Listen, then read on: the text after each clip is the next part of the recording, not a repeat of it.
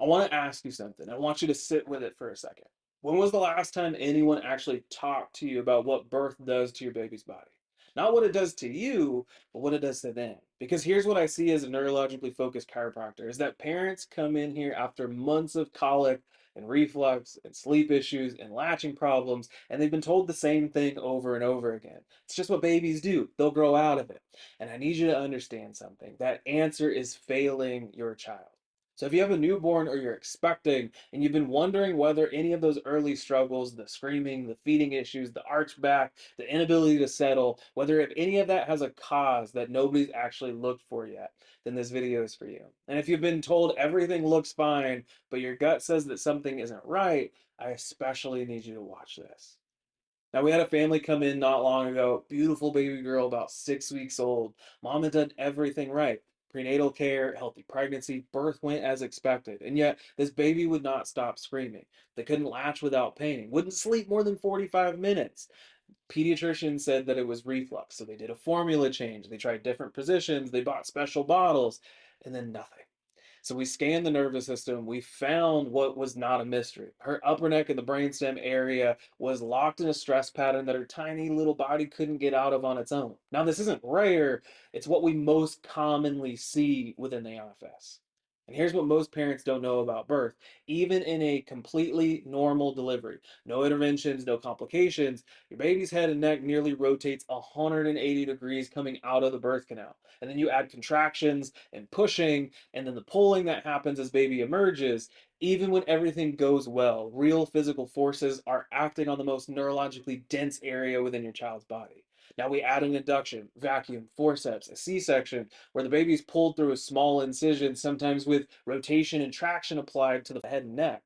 The United States is now at a point where more than 1 in 5 births involve some form of intervention, and yet no one is checking what it does to the nervous system on the other side. So there's a nerve.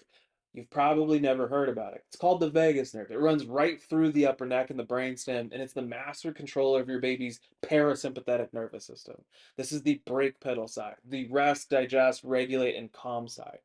When birth trauma creates what we call subluxation in that upper neck area, it directly compresses and stresses the vagus nerve.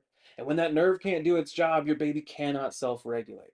They cannot calm down. They can't digest properly. They can't sleep. They're stuck in fight or flight mode from day one. And their little body has no way of telling you that except by crying and arching and refusing to latch and waking up every 45 minutes. Now, it's not a feeding problem. It's not a gas problem. It's actually a nervous system problem. This is where Haven is different from every other provider that your baby has seen. Now, we use technology called the insight scans. Typically, there's going to be two tests that we use to be able to measure how well your child's nervous system is actually functioning, not just whether their weight is on track or reflexes are present. So, the neurothermal scan shows us that there's inflammation and asymmetry all along the nervous system.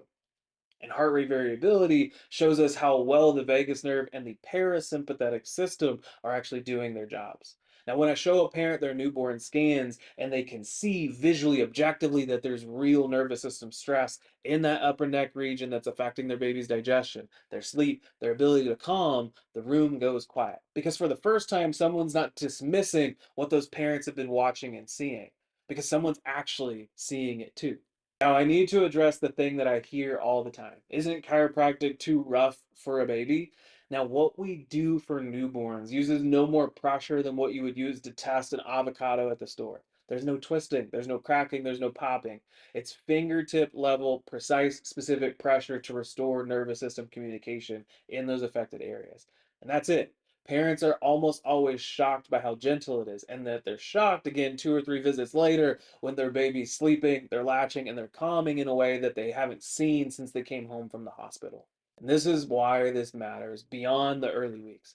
You see, the nervous system doesn't reset itself just because your baby gets older. They don't grow out of it. If the stress pattern is there at 6 weeks and nobody addresses it, it's there at 6 months. At 2 years, it starts looking like developmental delays. At 5 years, it starts looking like sensory challenges and behavioral issues and speech delays. Now, this is what we call the perfect storm. It builds layer by layer until families end up in my office years later having tried everything from therapy to medication to dietary changes.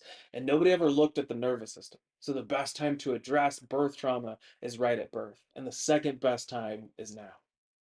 So if your baby is struggling or you've been expecting and you want to start your child's life with their nervous system actually checked and supported, we would love to be that resource for your family. So check the link within our bio or DM us the word newborn and we'll get you connected with our team. At Haven Family Chiropractic right here in Katy, Texas, we specialize in exactly this: neurologically focused chiropractic care for newborns, infants, and for families who love them. Your baby doesn't have to survive those early months. They can thrive from day one.